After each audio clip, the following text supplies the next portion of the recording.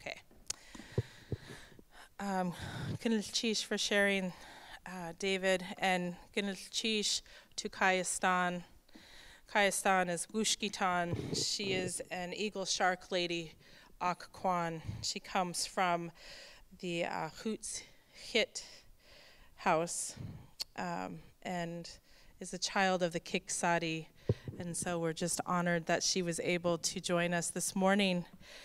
At this time, I'd like to invite our balance, our other half, our Raven, Fran Houston. She's Yachte Tan, Raven Dog Salmon from the Yachte Hit house. Yachte Hit. It's the Dipper house. She is Ak Kwan. If you'd please help me welcome Fran. Her name in Tlingit is Sekuni. Please come forward, Sekuni. Gunchish.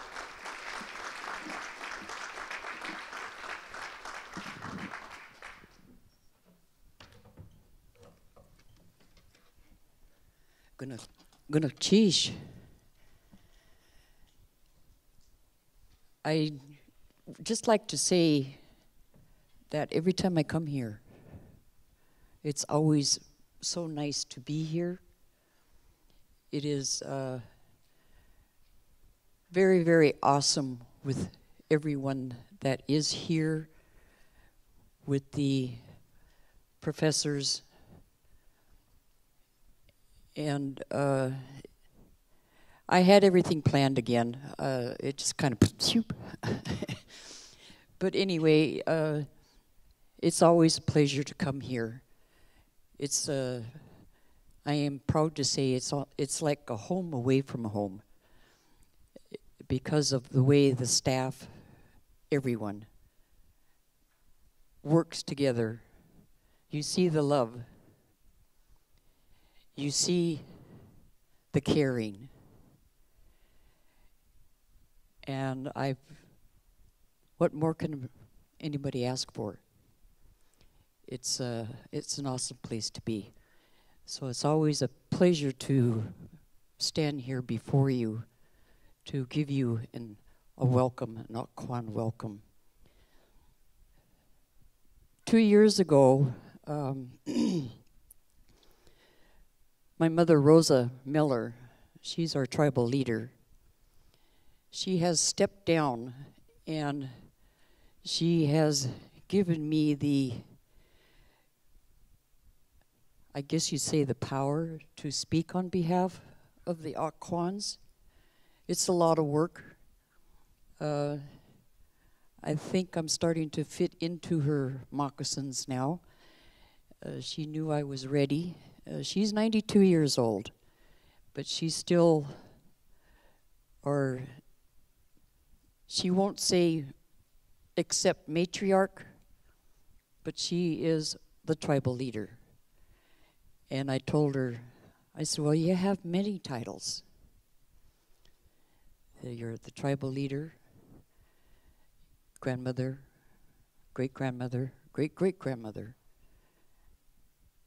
and you're the clan mother. And I said, the list goes on. I've learned quite a bit from her, and it's a great honor to be able to stand here before all of you. She had faith in me. So I am trying my best to do what is needed. And being as a tribal spokesperson, maybe I should take a class in speaking. But anyway, I just feel comfortable here, and it's always an honor. And of course, we always get the sunshine. The beautiful, beautiful sunshine. It is all of our ancestors that are here over you, watching you, and giving you big smiles on what you do here. So I will make mine real short. And good Chish, thank you for allowing me to do this welcome. And before I go, I want to hear a good morning. Hello? I think you guys need coffee. And I wanted to make a little comment on this little stepping stool that Marie stands on, it has her name on it. And she's such a tiny woman that you have to watch out for these tiny people. They got lots of power, and they're strong. And so, Marie, it's always good to see you. And I teased her a little bit when before all this started, and I said, "Who's this little lady with the Foster Grant glasses on?" And she just chuckled. And so it's always a good thing to be here, and thank you very much. I don't want to rattle on anymore because I'm not going to make any more sense because I need coffee. Gunach cheese. Gunach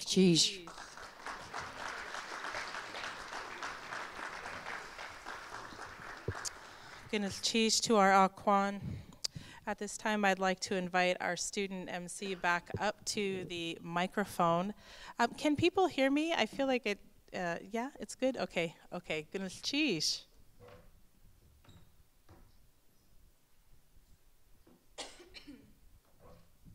Thank you, Marie and Francis. We greatly appreciate both of your contributions to the Power and Privilege Symposium. Let's give Marie and Francis another big round of applause.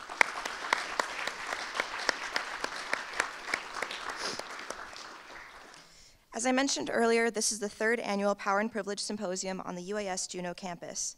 This event is designed to give members of the UAS and Southeast Alaska communities an opportunity to come together and engage in difficult, thoughtful, and honest conversations about the ways social hierarchies and identities manifest themselves in our communities. Today we have presentations that address the concepts of race, age, healthcare, mental health, gender, decolonization, class, climate change, and even the broad concept of privilege itself. If you have a copy of the Power and Privilege Symposium program, please grab it now. If you do not have a physical program and would like to tag along, you can view the program in PDF form on the UAS Power and Privilege Symposium website. Our schedule today is structured with 3 keynote sessions, a number of breakout options, and 2 catered meals. Here in a few minutes, we will have the opening keynote, a faculty and staff panel. After that keynote, you will have multiple options to choose from during each breakout session. Each of the titles and locations of those sessions are on pages 4 and 5 in the program. If you are wanting to know more about individual sessions, there is a more detailed schedule later in the program booklet. After 2 breakout sessions, UAS Dining Services will be providing a free lunch at noon at the Lakeside Grill right across the courtyard, over here on your right. At 1 p.m., Oscar Vasquez, a veteran, dreamer, and subject of the text Spare Parts, this year's One Campus, One Book selection at UAS, will kick off the afternoon with our second keynote. You will then have 3 more breakout sessions prior to dinner, which will be provided by UAS Dining Services at 5 p.m., once again at the Lakeside Grill. At 5:45 p.m., the Juneau Pride Chorus will put on a short performance here in the library, leading into our final keynote of the day at 6 p.m. Judy and Dennis Shepard, parents of Matthew Shepard, will be here to speak to us.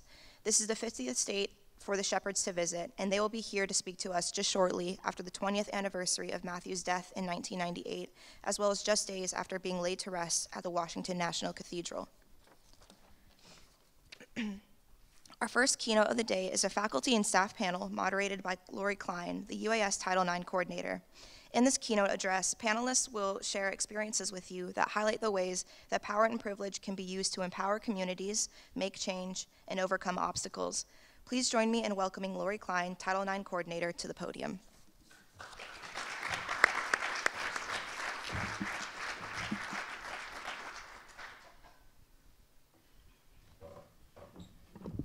Good morning, everyone, and Anna, thank you very much. As our panelists get settled here, I want to just welcome everyone here in the room in Juneau, all of our participants online. This is the opening keynote session, staff and faculty panel. Panelists, we have 3 mics, and Kune, I'm going to ask you. Distributed. Again, my name is Lori Klein, and I will be the moderator for today's panel. I've had the privilege of serving students and employees at UAS in a variety of capacities for 15 years, and I'm currently the Title IX coordinator. Panelists, we have about a half an hour together. Can you see me? I'm over here. Because of our limited time, I won't invite all of you to answer every question, but I would like to begin by giving you each some time to introduce yourselves. The program has your names and university titles, so if you would be so kind to share a little bit more about yourself, maybe your history, your background, where you're from, who your people are, what motivates you to be here today. And Kune, I'll start with you. Echa. Gonna cheese clean away. Yuk atangi ya ak kwan. Ya ak at. Ka ak kani yan wushkitan. Ka ak hunki has aya. Ya yakte tan. Ka khwasag tu yak e. Yitlis ko has anika ye jekhaneyi. Ha yuk atangi dat. Ka ha khosti. Yewen chach tu asaku. Chayeku genkiao tu saku. Adat. Ade yes kanugu ye ya hatlaku konkiyan. Achtu yeke hakache andagan. Gunil chish. I want to acknowledge the Akquan people for welcoming us. I'm always just so happy to visit with folks who are from here. And I'm thankful to work on the land of your ancestors. Working around our language and our culture and just trying to grasp a little bit of the way our ancient people used to do things. My name is Rone. I teach the Tlingit language here and also in Indigenous studies, trying to figure out how to create curricular equity in institutions of education, which is a challenge because education is a death zone for Indigenous peoples, and trying to think of what the history of education is. My personal experiences, I was born in a place we call Shkagwe, which sometimes gets mispronounced as Skagway, but we could fix that. And I was raised in Anchorage, and just noticed that sometimes I would get treated different. And sometimes I thought, is that because of who I am? And then I would see this with some friends and colleagues. And then I guess a lot of my work in this field, when we talk about power and privilege, has to do with equity. And for me, equity is the absence of disparity. So I say, well, are people suffering about the same amount? And are they really kind of getting the same amount of benefits? And if the answer is no, then it's time to go to work. And so those are the things that I like to sort of think about and try and look at how the systems are functioning and figure out how we can create structural changes. Oh, and I'm glad it's shining on us. Sometimes I don't know what to do when it's shining this bright, but we'll deal with it. Thank you. My name is Jennifer Sweitzer. I grew up in Valdez, Alaska. I was raised by my mother. And my grandparents were a really big part of that as well. So I was really raised in this really close family of people. My aunts and uncles were like my siblings. And we really rallied around each other, and my grandparents are still a really large part of my life. I grew up in Valdez, which is a fairly small town. I didn't know anyone that was LGBT, and I identify as bisexual. And so growing up, there really wasn't any representation for me to look at. When I went to college in Valdez, I realized that there were a lot of LGBT people there. They were just quiet. They weren't, they were out, but they weren't necessarily around and accessible to all of the young people. There weren't really any people that were out in my high school when I was going to school. And so I just want to be there and visible and support to any young people that may be struggling or having a hard time with their sexuality, because really what was important for me was seeing people in power and people, especially at the university or at the community college in Valdez, that were really allies and supportive of all of us. And all of a sudden I had all of these close friends that were LGBT, and we all just kind of found each other at that school. And so I just want to be there for others. Good morning. My name is Ronalda, Cadiente-Brown. The Cadiente is from my father, who was an immigrant from the northern Philippines, Ilocano, and Andres Aquino Cadiente. And he was a very proud and noble person throughout his life. One of the greatest riches he believed in was education is the answer. We heard that again and again growing up from him. And as well as voting is such a grand privilege to be a citizen of this country and to contribute and give back. And so I voted early and trust that many of you did as well. And when I vote, I think of him. Realizing that we cannot take what we have around us, surrounding us, for granted. And for me, that also includes my Tlingit heritage. My mother had the boarding school experience, leaving home at a young age from Killisnoo, which was adjacent to Angoon, and spent a lot of her years in a boarding school at Pius X Mission in Chicago. Before coming here to live with her older sister. They were orphaned at a reasonably young age, and so I think a lot of my mother's legacy is determination in and making way in a world that could be very confusing and separate. And I would say that the lessons that I've learned from both parents is the importance of community. Being a part of the Native community, for me being part of the Filipino community.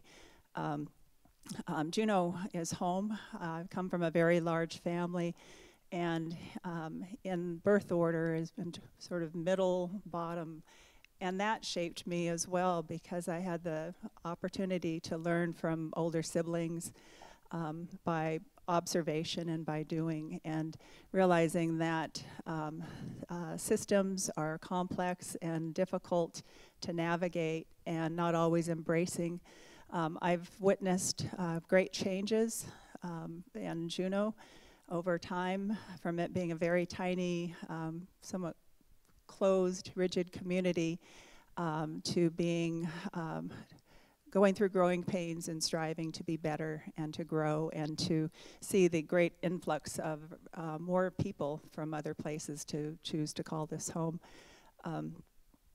And I'd say part of that shaping and certainly worldview, I wanted to point out too with Marie Olson. I first knew her decades ago through Alaska Native Sisterhood Camp 2 as an active member, and she's dedicated her life to that effort. And then Fran Houston, we first met when I was first here in Juneau with the school district and managing the Indian education program, and Fran was a very diehard member of the parent board advocating for that system's growth. So I'm pleased to be here today and welcome each of you. Good morning. My name is Wayne G. Price. I'm Associate Professor of Northwest Coast Native Arts. I'm very glad to be here with all of you this morning. I want to be part of the big event going on today. And I bring 47 years of being an artist and a carver to this campus. And I also bring our art. Our art, you see, is in this library. Well, this library has a lot of education. And you take around and you see the art. That's who we are. And I'm very honored to be involved with a place that honors our work. And we've come a long way. And we've a long way to go. What I bring is the physical creation of artwork. And a lot of my work is here, the 2 totems that are in the library. I was involved with Steve Brown way back.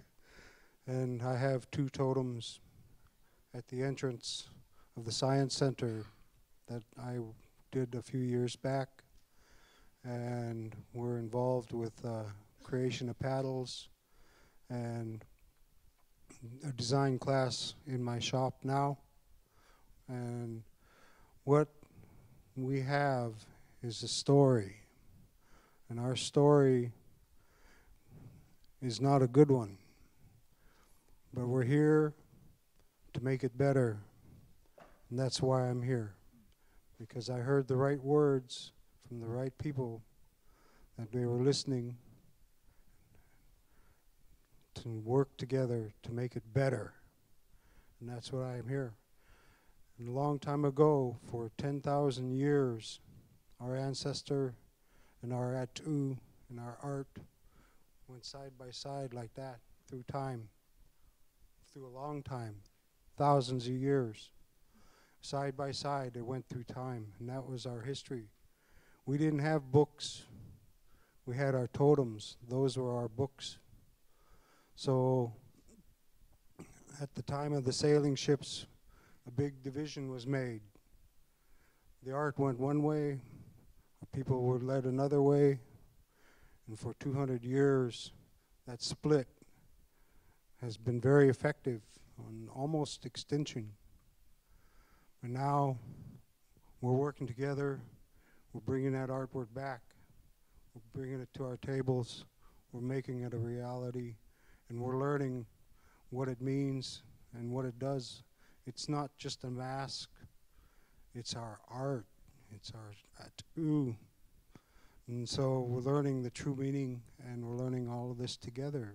And I think it's a great time to be going into these new beginning because of, you know, we only have so much air. We're not going to get no more air. We have to take care of the air we got. It's going to take all of us to do that. And we're not going to get no more water. That's all we get.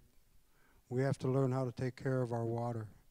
And that's the groundbreaking work that we're doing together here. The front line of that change is happening here. And that's why I am here.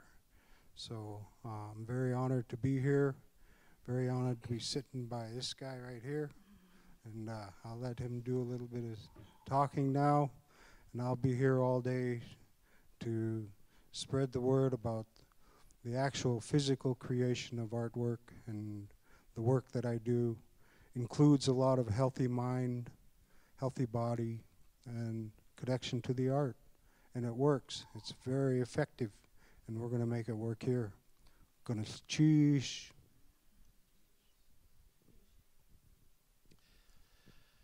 I'm Rick Caulfield. I'm really grateful to be here, grateful to our representatives from the Occoquan.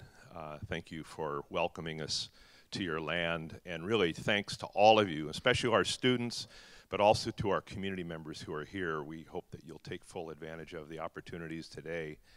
And I'm honored to be on this panel. You know, my upbringing is different, I'm going to guess, from many of those who you've heard from already. I grew up in California and came to Alaska now about 43 years ago. My upbringing in California, growing up white, growing up middle class, cisgendered, I didn't really have much of a sense of diversity in the world. I was aware of it, but it wasn't a part of my regular life. And it was not a completely problem-free upbringing. You know, my father died by suicide when I was 7, and so I was raised by a single mom for much of my life. I looked to role models to understand who I was, and it was really at the university that I was exposed for the first time to just the richness of perspectives and backgrounds and histories, languages that I had only been barely aware of up till that point in time. And it was interesting, it was during the Vietnam War era, and I had a college deferment, and of course it was mostly people who looked like me who were in college for the most part who had those deferments, and I became aware of those who were coming back from the Vietnam War, mostly people of color who were asked to fight and some who didn't come back. So I'm very grateful for the service that they gave, but mindful of the privilege that I had in that setting. And then coming to Alaska, one of the earliest opportunities I was given was to spend time in very remote Alaska Native communities, places like Arctic Village and Alatna, Togiak. And I had a chance to spend time with elders, and I was quite young at the time. And one of the things that stuck with me was they always said, well, where are you from and who are you related to? And to be honest, I didn't have a good answer. And it forced me to think about, you know, who am I related to? Who am I? And it took a lot of different forms and journeys. My father was born in Ireland, so I appreciate the welcome to the Irish. And my wife and I traveled back to Ireland and actually met family members there. We learned, in fact, that the Irish were not always treated very well. Our family name had changed from an Irish name to an anglicized name when they came to this country because the Irish were treated better if they had an anglicized name. So that was insightful to me. And I would say, since then, I think back to the power of those questions. Who are you and who are you related to? And then just one other thing I'll share is that in terms of gender identity, you know, again, growing up male, growing up cisgendered, I didn't really think much about it until I got a phone call from my brother, my older brother, who told me that he was transitioning to be a woman. And believe me, I had to wrap my mind around that. I had no understanding of what he, now she, is going through and has gone through. And I learned a lot. And I have a daughter who is lesbian in a loving relationship. We have a wonderful granddaughter as a result of that wonderful relationship. So I learned a lot through those experiences. And one of the things I'm really pleased about in a setting like this is we can talk about our values. We can talk about how the world is changing. We can talk about how to create a university environment and a community that truly is embracing of all people and honoring and respectful of all people, no matter their backgrounds, no matter their stories. And I'm pleased to be a part of this community and working in that endeavor. Thank you. Well, thanks to the panel for sharing a little bit of yourself and your words this morning, your motivations for being here.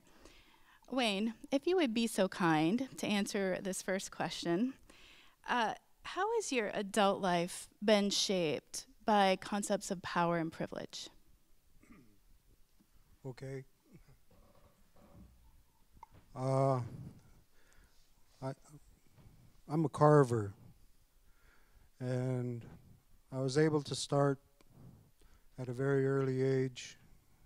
I started at 12, and it was, I remember watching my dad. He was a carver. He only carved real small things. But I knew that's what I wanted to do. And I was told by my 6th grade teacher, don't be a carver. Artists make beans for a living. And it didn't slow me down. It made me work harder.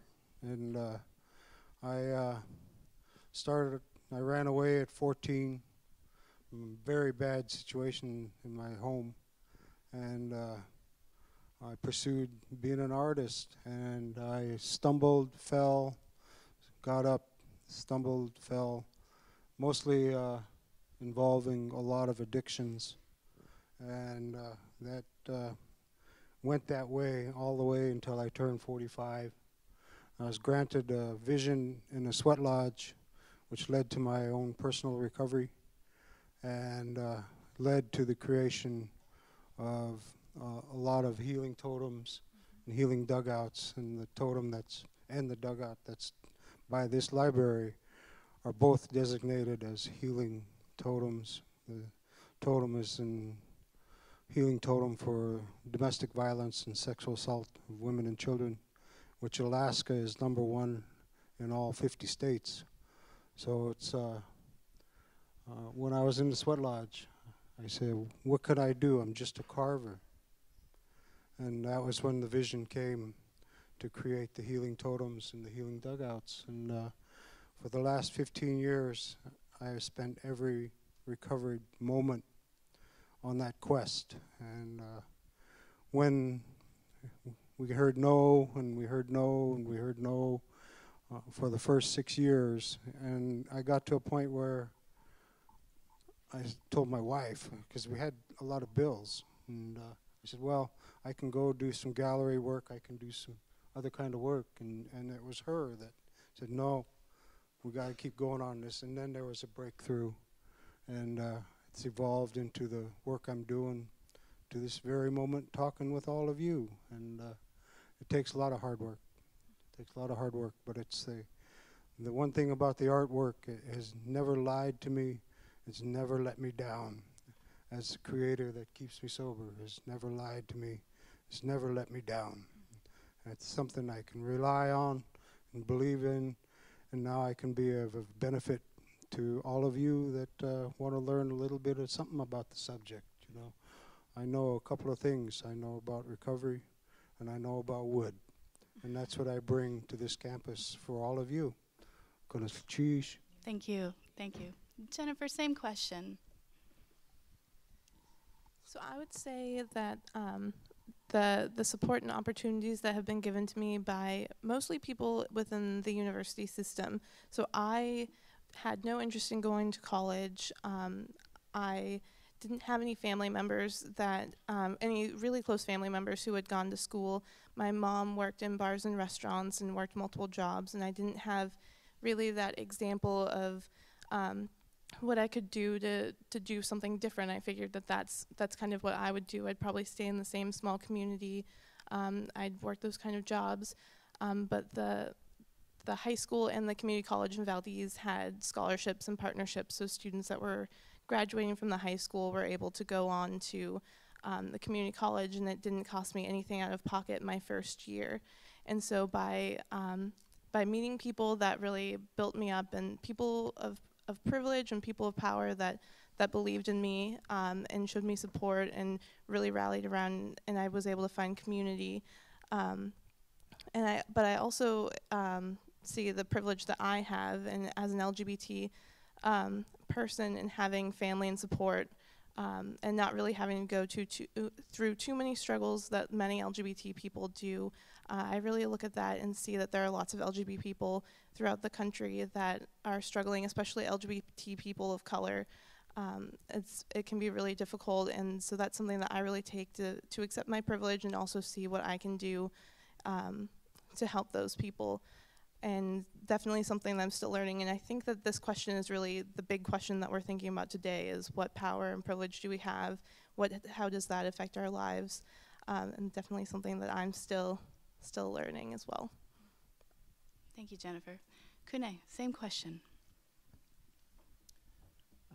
Can you repeat the question? Sure. How have the concepts of power and privilege shaped your adult life? Sheesh.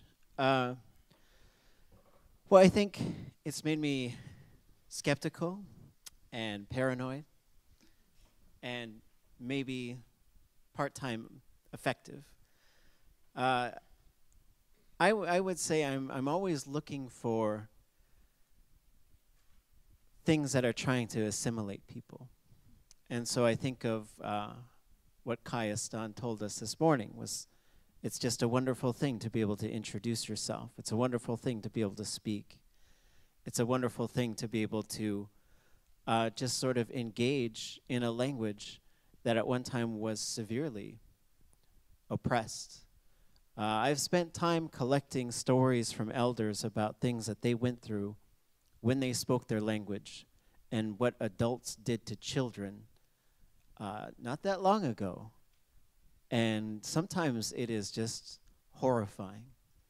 And sometimes it's just, I think about my own children and what they're, and so what we have now is a lack of choice. And so that the choice would be, I want the option of educating people in the Tlingit language.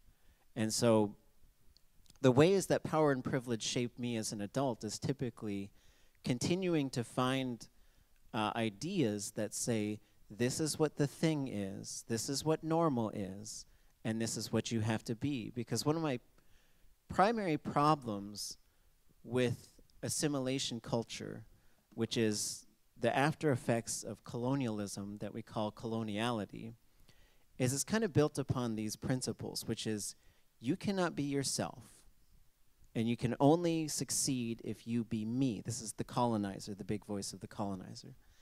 And two, you can never be me. And so you're trapped in this world, and I say that because there's these concepts that we don't probably just put on the table enough, which is white supremacy and concepts of this is how everything needs to be. This is what is normal, and if you're different, then you're abnormal. And I just really wish we could just be ourselves and learn to live with that as one another, so that we can see each other and say, okay, that's who you are. I want to know more about that. Because I think one of the things that happens today is we tend to see somebody or hear something that they say, and then we put them into this box, and then we figure out what to do with that box of things. And so we see this greatly reduced sort of thing in the political arena with Democrats and Republicans or liberals and conservatives. So if somebody even says one thing in opposition, suddenly you're arguing against this entire thing. And so that's kind of large level things, but there's also a lot of things that I just continue to look for and say, how can we make sure that this is something that offers value and equity and comfort to everybody? And that's always going to be a challenge. But some of the things that I look for is the push towards equity is sometimes seen as a reduction of choices by people who have the power and the privilege. And sometimes there's a little bit of truth to that, but I think it's greatly exaggerated to the point where people who benefit from systems of oppression feel like their oppression is coming, where it's really like nobody wants to oppress people. Well, I mean, not nobody, because there are people who certainly do. But those who are pushing for equity, it's not like, well, we want to do this to you. It's like, no, we just want this thing to stop happening to us, and the thing is being assimilation and the death of languages and the oppression of cultures. So that's how it's largely shaped me. Sheesh. Hold the mic. I'm going to ask you a follow-up question. How do you, when you're feeling down, when this gets you down, how do you rise up? Where do you find resiliency? Sheesh. One of the great benefits of my work is I get to spend time with some really old people, and they have like wonderful senses of humor and resilience, where someone will say, you know, I was in this school in Haines, and I was about 3 years old, and I couldn't figure out why they kept putting me in an icy shower. And then I realized that every time I spoke my language, that's what they would do to me. And that's why I can't speak now. And she laughed about it afterwards. And so just to see someone who can endure such tremendous pain and just say, oh, well, you know, that guy wouldn't sell me shoes. I guess that's not as big a deal as what you have gone through. But being able to learn a language that's extremely endangered and communicate in that language, even though I make mistakes, I'm tremendously imperfect, I can communicate with older people and I can tell them, dasai to wasaku, yita chankian has au saku, kwashahin kananika kakwa ak, has to idek kakwashatu. What do you want your grandchildren to know? Because if you tell me, I'm going to try to teach them. And so just going to them, because we asked the old people, what do we do? And they said, go to all the old people who are older than them. And we said, okay, then that's what we did. And then they gave us these things that sometimes when you just feel like quitting, like their voice is going to emerge.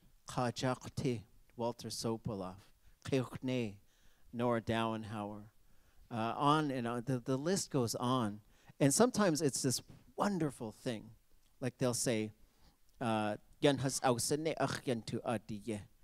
path has already been made for us.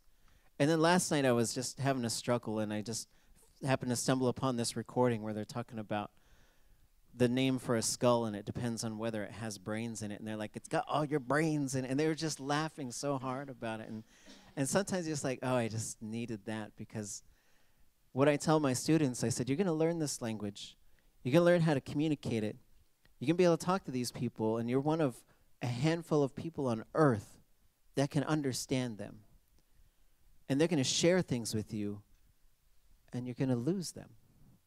But you have to realize that sacred connection, that you heard the call to step up, and you did something, and that's why that message was given to you.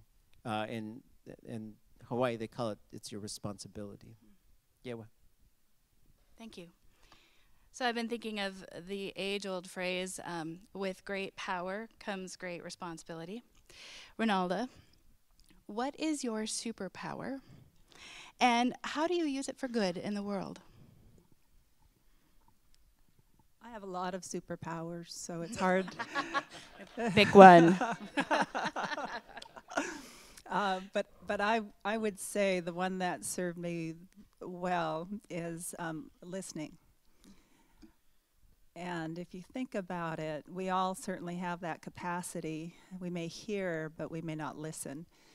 And how it's how I've used it is that you can, by listening, pay attention to what not only the words are, and perhaps the word choice, and how someone is framing a thought, how they look, what's in their eye, what's in their expression, what they might be hiding and not sharing, what they might be exposing that's deepest in their heart. And so it's a level of gift that we all have capacity for that has to be nurtured. How I saw it play out was in influencing the teachers in my building when I was principal or a vice principal in my past, in helping them be their best or to overcome challenges or problems. How students could be navigated to be able to articulate what they were, what was motivating them. And so it goes on, and I guess I choose that because presently we all succumb, or most of us succumb to media influences and leadership choices and behaviors, and there's not a lot of listening going on. So I would challenge each of you to work on nurturing that great skill, and in doing so, you end up opening doors to people and relationships. Thank you. Rick, how does this day, this symposium serve our mission?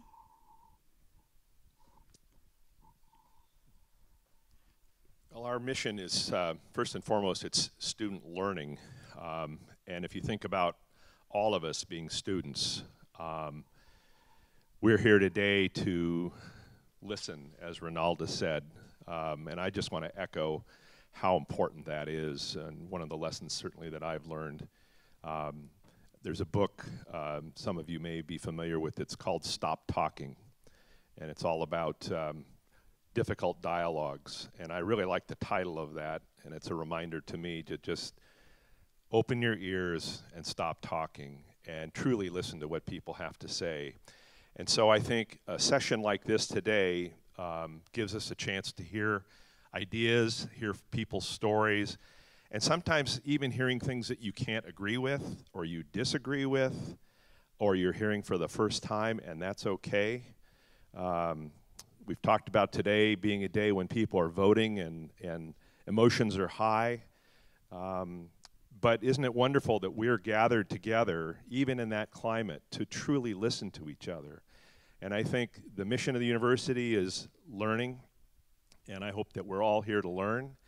And another part of our mission is community engagement. And I'm just so proud of how our three campuses, Juneau and Sitka and Ketchikan, people who are listening online, are engaged in their communities in so many different ways. And so I think this is yet another manifestation of that connection between our students and our faculty and our staff and the broader community in which we live. Thank you. Thank you. You know, I heard you say, I think some words of advice today for all of us as we gather together. I heard you say this is an opportunity to learn, certainly to listen to each other and to engage with each other. So I would like to take the remaining time we have and just Wayne, Ronalda, Jennifer, and Kune, if you all have additional advice you'd like to lend to us today as we progress through the symposium. Words of wisdom, I think, for all of us here today. Go ahead, Wayne. Yeah, words of wisdom. I know you have them. Words of wisdom. Uh-huh. Well, I, once again, am going to rely on my own personal recovery and the artwork and the wood that I work with, and that doing our lives without the mind changers is going to make your life so much better. And that I walk the talk, and I do the art. And they've never let me down, and I'll stand by it till my last breath. So. Thank you. I would challenge you to look at the day as a great opportunity for building community. And what does that look like? What does that mean? Oftentimes, when I'm walking on campus, I'll force a hello out of someone that's going by, because we tend to be very linear and directed. And just taking the time to be gracious or make a connection with someone that I would advise you to see today as a great opportunity for building community. And in order to do that, you engage, that you connect with someone that maybe you haven't met before, or whether it's just through a simple hello or a nod, but at least acknowledging, because I think that's one of the most meaningful things that we can do as humans.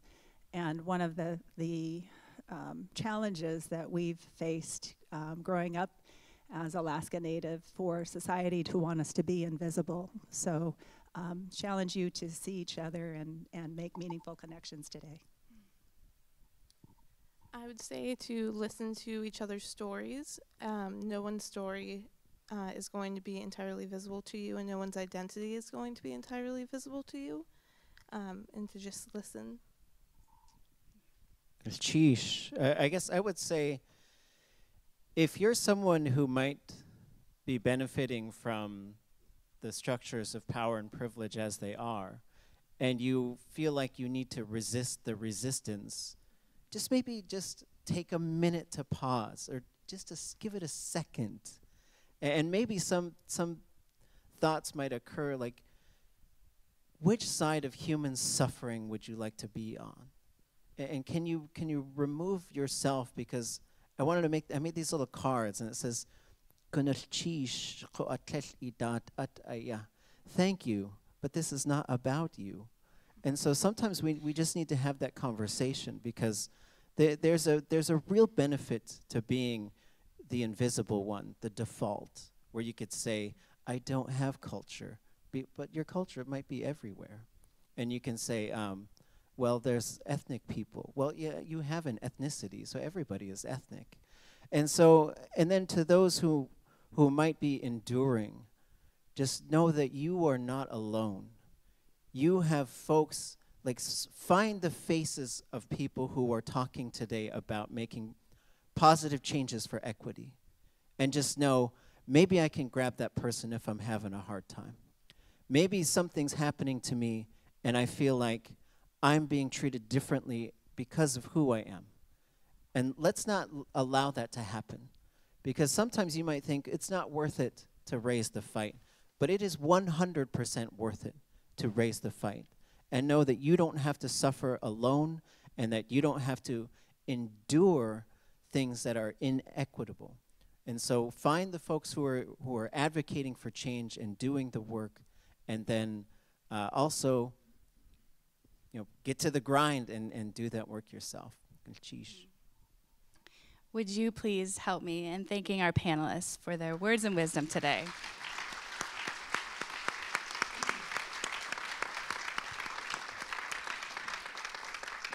We've been asked to stay up here for a minute and turn it back over to Anna. Thank you very much.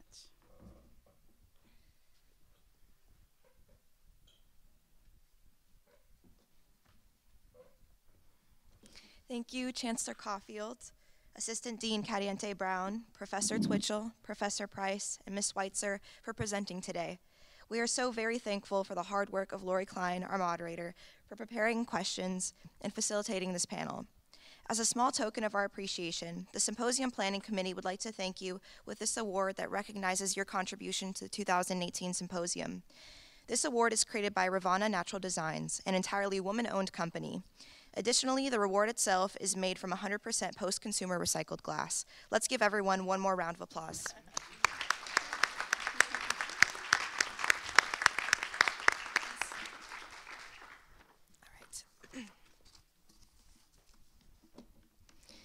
I'd like to remind everyone today that it is Election Day, and we highly encourage you to take the opportunity to vote.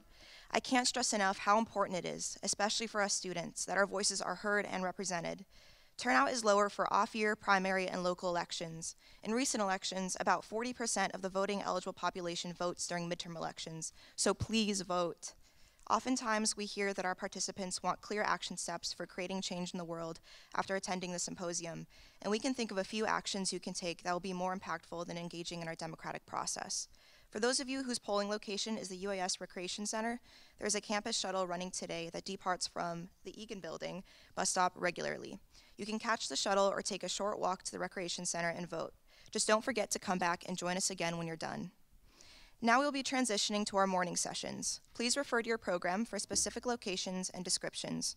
Most of our breakouts are located on the second floor of the Egan classroom, which is classroom wing, which is just up the stairs and out near Spike's Cafe.